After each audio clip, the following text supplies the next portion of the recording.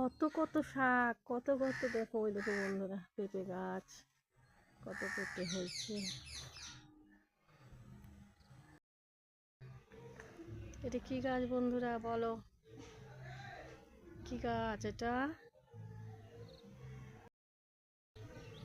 মূলো, ধনে পাতা, দেখো কত ধনে পাতা হয়েছে, কত মূলো শাক, দেখতে পেয়েছ? আমার সব যা লাগিস, কি সুন্দর না? একদম টাটকা, বাড়িতে একদম তাজা তাজা তাজা তাজা শাক, তাই না?